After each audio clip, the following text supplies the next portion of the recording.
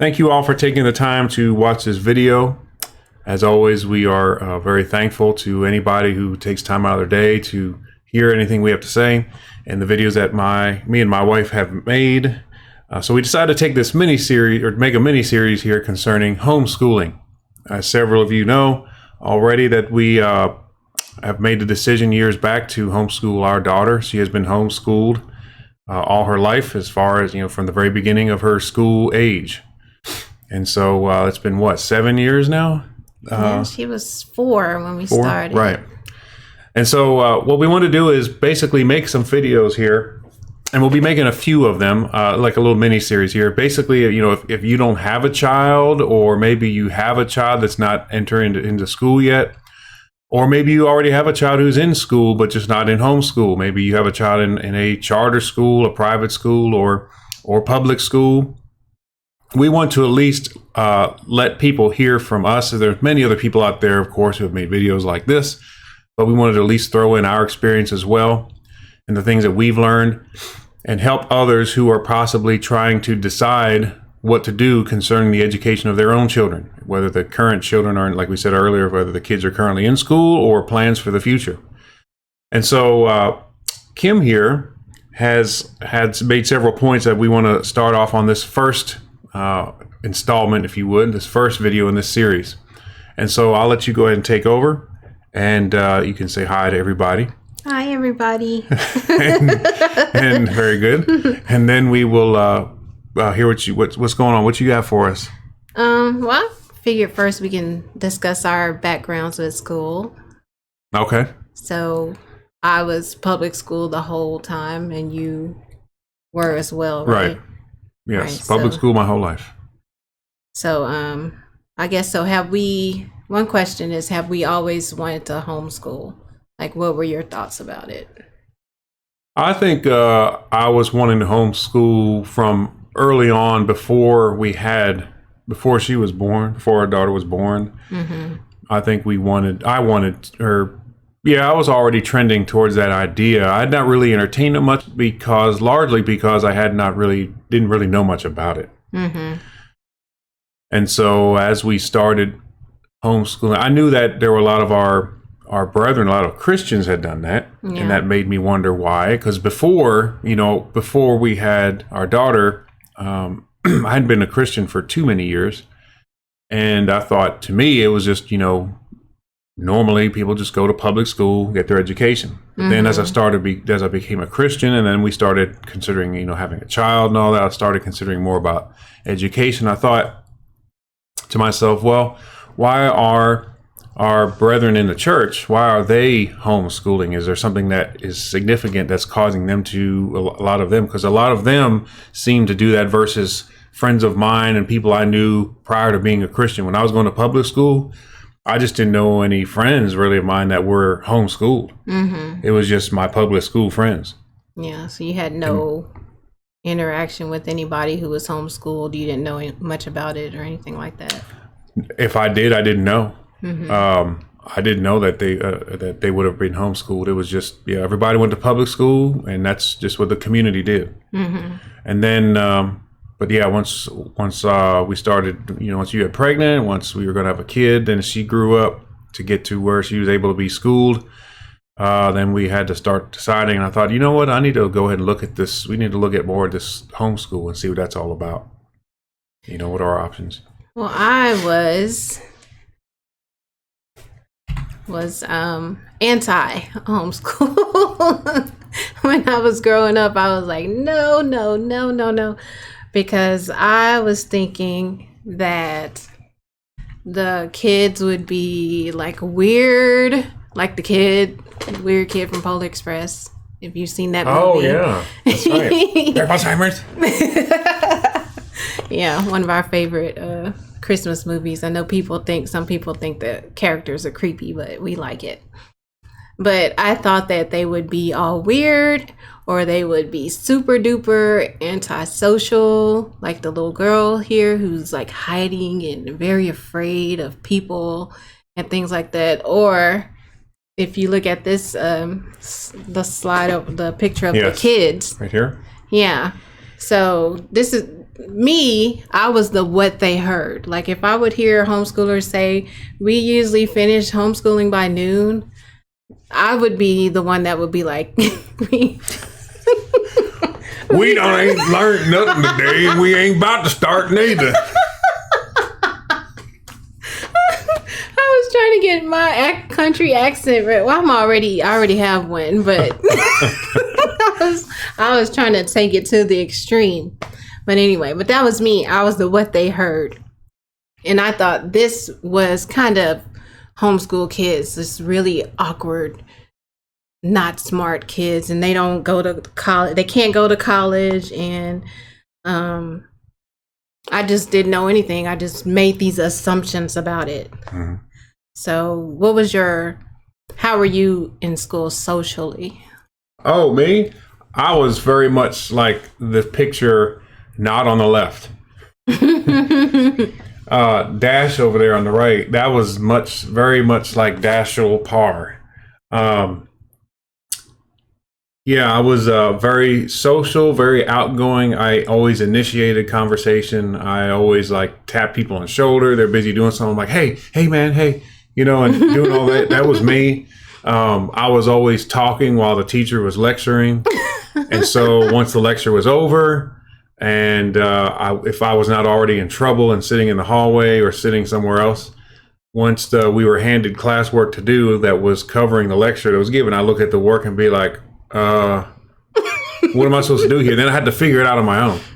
Or lean over to my friends again, start talking to them some more. Hey, man, what's this about? And then they're like, leave me alone because I'm trying to do my work now. I can see that, too. I can see you being like that. So I wasn't like bad. I was just wanting to do something else that wasn't really bad. It's just not the time to do it. Right. I was like her, like Violet from The Incredibles. Very, very shy and introverted and very awkward, which is weird that I would say that about homeschoolers because I went to public school, but I was very antisocial and shy and awkward and all that kind of thing. So it didn't help me socially to be in public school because I was still awkward socially. And then you had to probably junior high was one of the worst times because that's when all the cliques and stuff started forming. Mm-hmm. And did y'all have that when you went to junior high school? Yes, definitely. And so, I was with this one group one time and I was like, well, let me go and let me eat lunch with this other group because I kind of like them a little bit too. So I broke off from one group and I ate lunch with the other group, and the original group, they cut me off. They were like, you don't do that. You associated with them. Now you're with them now. They wouldn't say hi to me. It was so weird back then. But anyway, yeah, I was more like her, very socially awkward. So, and go ahead. Oh no, I just I don't know what I was going to say actually, but yeah. I mean, I agree with you that you have the cliques and then, people tended to be part of one clique. I kind of bounced around more. I wasn't really like committed or dedicated to one solid group. I was just more like, I was just friendly to everybody, really. I didn't really have many enemies in school because I really didn't care to be at odds with people. That's just never been part of my attitude, my personality. Mm-hmm. Now, there have been times where people made fun of me, sure, or mistreated me, but I didn't just go back after them and go retaliate and all that. I usually just kind of waited for them to be done and then just move on. And just try to be friendly and nice to people again. That's kind of how I was. Well, it's nice of you. I would be like, you're cut off. Yeah. And our daughter, she talked to me about that one day. She was like, you need to give people a chance. They may be going through something, and you don't know what they may be dealing with. She's just caring like that. She's very sweet, very big heart. Love that about her. Yeah, she does.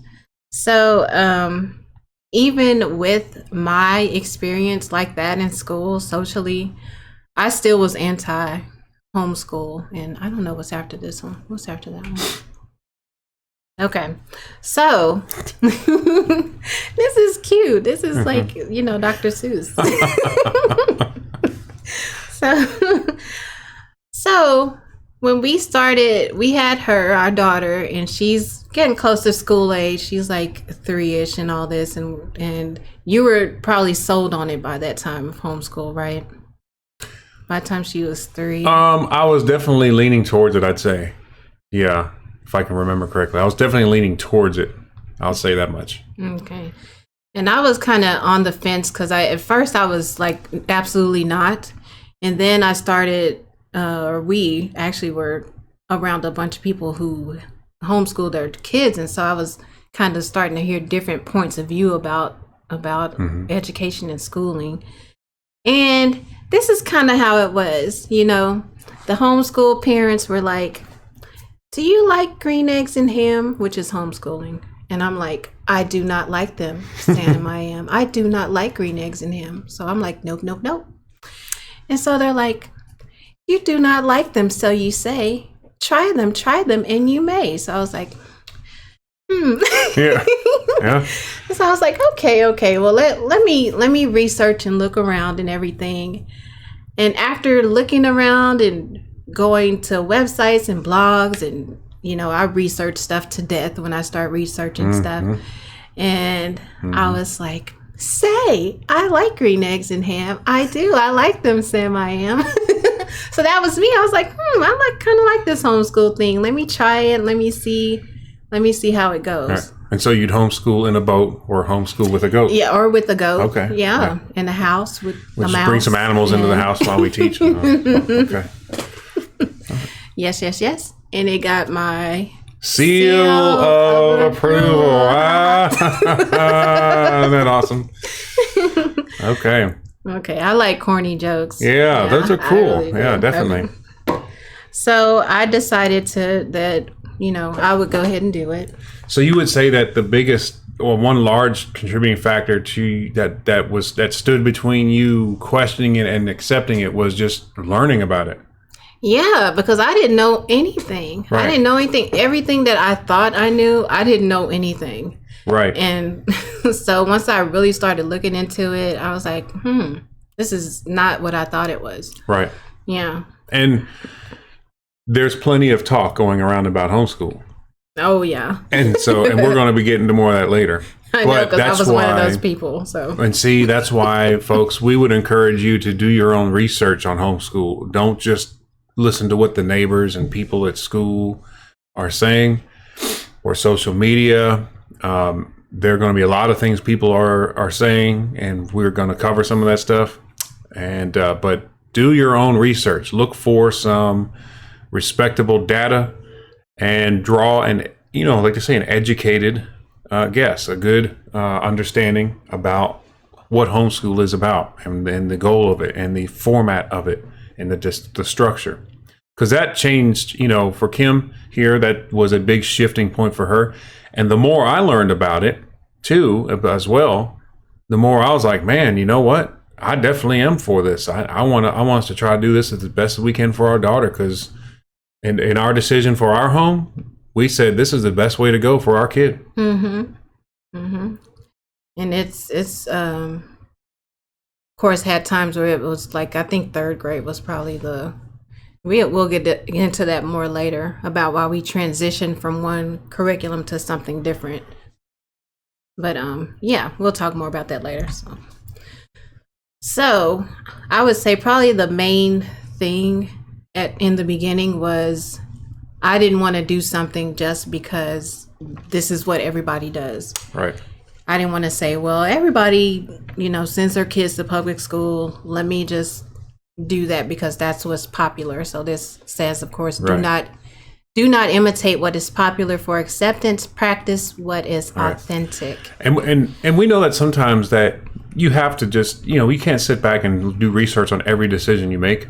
But I guess this is one that warrants it because you're talking about the education of your child. And so that definitely demands, your child deserves your investigation as a parent into seeing what's best for their good. What's the best way to bring about their overall optimal health and development. And just going along because everyone else does it, that's what I like to call, many call groupthink. And I know there's sometimes people, group think, that's fine. But I mean, for maybe what we consider lesser decisions like, hey, let's go over to QT instead of the 7-Eleven because, people have always talked about how much they like it. So we'll just start going over there. That's kind of like maybe more along the lines of a group think. Or let's just, we may go somewhere to a certain store because, that's where people always talk about going. So let's go there. But this is talking about much more of a weightier decision. It's talking about your child's education. And, the child's going to be educated. Once you go through an education, once you grow up, that's it. You don't get to try again. And so this is something that deserves to push the groupthink aside and actually investigate what is the best way to educate my child. And the goal is what? The goal is for the development of the child, not the parent's pleasure or what makes the parents happy. Right. The goal is to make the kids grow up and develop and like they're supposed to. And that may require parental sacrifice. We don't want to sacrifice the kids so the parents feel happy about the education. That's not how it's supposed to work. That's where love comes in, right? And we know sometimes it's not always easy. We get that. That's one of the challenging things. That's what separates the men from the boys, as they were. When the times get tough, or when the going gets tough, the tough get going. But anyways, that's enough on that. But yes. And one thing I want to say, because I know this is for some people, they're really sensitive about this topic. Like, so, we're not saying you need to homeschool or anything like that. I went to public school my whole life. You went to public school your whole life. Most people I know went to public school, and this is not for an anti-public school series. No, it's not. This is more educational. And for people who are maybe considering this, or because right now with COVID going on, I think people are looking at alternatives, and so maybe this can help you decide, I want to do this, or that's not really for me. So we're just really telling our experience so far. Right. And I agree with you. And I want to make that point too, and just add to it and agree that this is not some anti-public school, anti-private charter or whatever.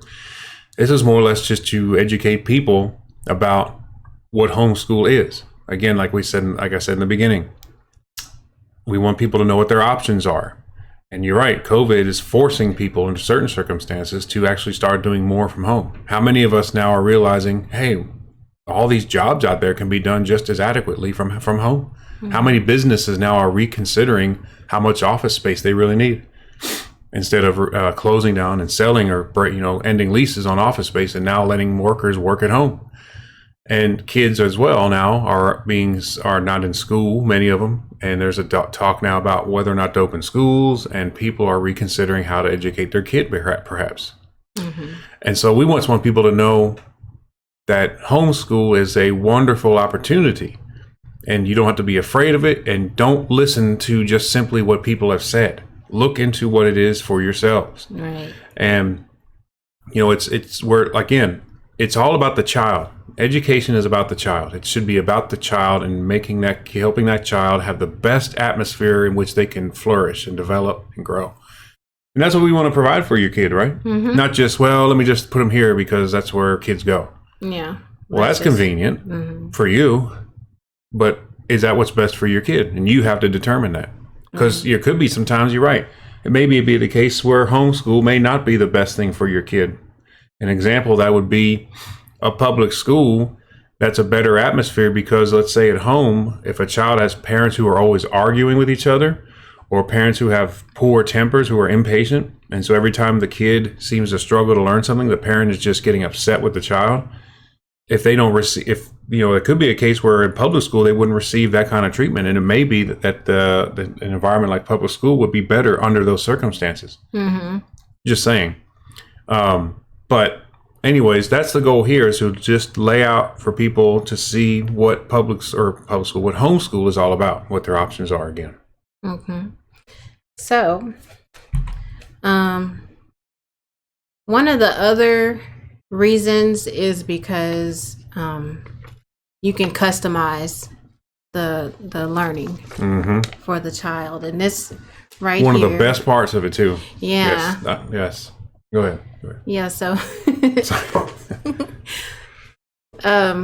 this says our education system, and this is just a broad general statement. This doesn't mean every school, every district is like this, but this is a lot of people have seen this where it says for a fair selection, everybody has to take the same exam. Please climb that tree.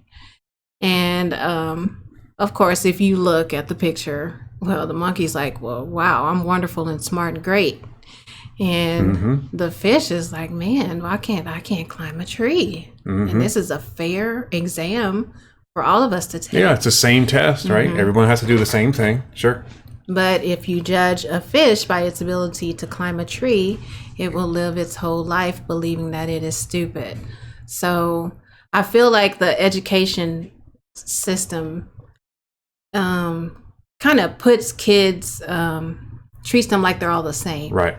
Like they don't really look at them as individuals. And that's because that's the design of it. Yeah. It has to. I mean, it can't focus on the individual child. Yeah, you can't. You can't if you're a teacher in a classroom. You can't cater to each child's need. And you can't even, I mean, I've heard some teachers say that, excuse me, they know a better way to teach the child, but they were told not to do it that way because it has to be done this way. And it's like, well, that's not really fair to that child that they have to learn, Tommy has to learn the same way as Billy over here. When there are two different children, two different personalities, two different temperaments. I mean, there's so many variables that determine how you learn. Yep. And to treat a child, like every child like they're the same, I just don't prefer that personally. So. Well, yeah, I mean, it's the same thing. It's like, well, look, you go to a restaurant. What's one of the great, one of the great qualities of a good restaurant? People like a big menu. Why? Because not everybody has the same taste. Right. And if a restaurant if you went to a restaurant, they're like, here, we sell the same thing. Unless it's Cane's. And you go, we sell the same thing all the time. And it's like, well, here, you're hungry. You should just eat the food. Well, people want variety because, in other words, people all need to eat, but not all people have the same taste. In a similar way, I know that's not like the greatest illustration, but the point is that it's like, you want to provide a variety to the people you're trying to reach because not everyone has the same taste. And it's like, but a public school is more or less like that restaurant offering the same menu item for each person that comes in. Some may like it, some may not. But if you don't like it, you still have to. Right. This is what you got to eat. This is what you have. And so I guess the homeschool, the great, thing about that is, well, was I moving on into your point about that, the illustration? No, go ahead. Is that it allows you to focus on the individual child, making, like you said, the customization of the education for that child. And that is all, and remember, it goes back to what I said earlier, it's all about the child, the individual child. And so you can shape and mold and conform that education format and structure to the needs of that child and the characteristics of that child, instead of saying, we know you're all different. We know you all have likes and dislikes. Some of y'all talk, some of y'all are quiet, some of y'all are smart at this, smart at that. You learn like this, you learn like that, and so forth and so on. But guess what? Boom. This is for everybody. So adjust yourself to the curriculum. Yeah, and that's how you're going to learn. Whereas at homeschool, it says we can do our best to adjust the curriculum to the child. So you're teaching the child, not the curriculum. But also, I was going to say, there's no pressure you don't have to rush through something that you haven't mastered yet. Like if you need more time in a specific area of math, for example, you don't have to say, well, the whole class is moving on, so you have to just move on too, even though you haven't mastered this thing. Because it's like in math, for example, if you get like a 70, that's considered passing. Yeah. But you think that's 30% of math that you didn't know. That's a lot of math, because math you're building on what you've learned. And so that's a lot to miss out on and then move ahead. Of course, not everybody's getting a 70 in math. I'm Just Right. using that for an example. If you're at home, you can say, well, what is it that I have not mastered yet? Let me master that and we can move on. And also, if you are advanced on something, you can just jump ahead. You don't Right. have to, like our daughter with spelling, she just picked it up very quickly. And so, well, we didn't have to spend a lot of time Right. on spelling. Go ahead. And so the time that you had on spelling, you could now cut that down, and the spare time left over from that could be used in an area where she's needing to master still. Right, right. And so that's, again, the customization. And it's all makes it easier for that kid. And so in the same amount of time, you have a more thorough, more wholesome development of the child. Yeah, and you can, of course, you can spend more time outside of school on Sure. on a subject on math if you want, but you have that extra time in the classroom that they're moving on to something else. When if you're at home, well, you can use that time to just go over what you need to learn instead of, well, they're jumping ahead. I don't understand this. How am I going to understand that? So you're having to play catch up instead of just using that time for what you really need to know. So you can move. So that's a good one. That's a good illustration there. That's a little picture there, and I think that really helps to make the point. Absolutely. So, all right, next one. You can skip that one. We kind of talked about that. Okay. And also, you can have some real world learning if you want. For example, say you're interested in horses, like a little girl that we know. You can, if you want to just learn about them in a book if you want, or you can actually go out and ride a horse and take care of a horse, find a place to actually do that thing that you're interested in. You can delve into the child's interests more. Right. You have more time to do that because you don't have the trying to say it without people getting upset or offended. You don't have like wasted time at school where you're having to discipline and do paper busy work. If you already know something, you can use that time for something else. Well, I was just thinking that very same thing when I talked about the spelling. We can cut down time on that instead of having our daughter just repeat over and over and over and over again something she's already learned. And to me, that is wasted time.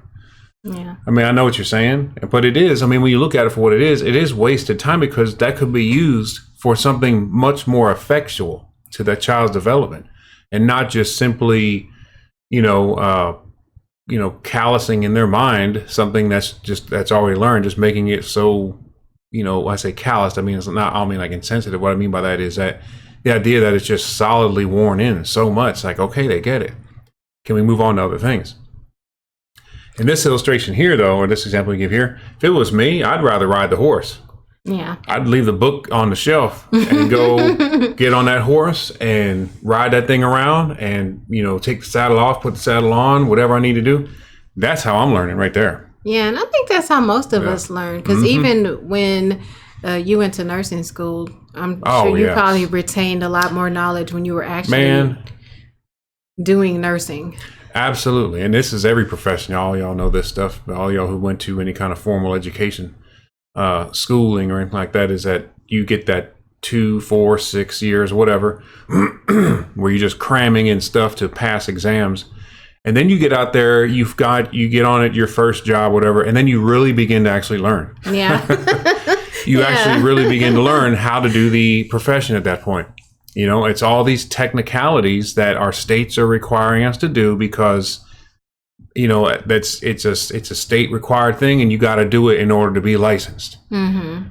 And I really wish they would do some kind of reform in that regard, because looking back, it wasn't really worth all the time, the stress, and the effort that was put forth for what you get out of it. It was like, okay, well, I can go take an exam now and get a license, but my knowledge base is just kind of like, it's all right, it's there, but you throw you into a nursing place on your first day and you're like, man, what exactly do I do here? Yeah. You're kind of like, I went to school for 2 years. And then it's like, once you start learning, man, then you just grow by leaps and bounds. Yeah. Mm-hmm. Mm-hmm. Absolutely. So that's all I really wanted to talk about today. I didn't want to make the video too long. But next time. Oh, yeah. The big question. But what about socialization? Everybody talks about it. And you know it. That's the one thing that everybody brings up. Because why? Because that's the one thing everybody brings up. Groupthink. Remember we talked about the groupthink? This is what people talk about because that's what people talk about. But this is something that can be easily answered and resolved once you begin to actually look into it. Mm-hmm. Which I learned once I actually started looking into it. Yep. And I think I myself may have fallen victim to the objection before about, well, how will your kid be socialized if you homeschool them?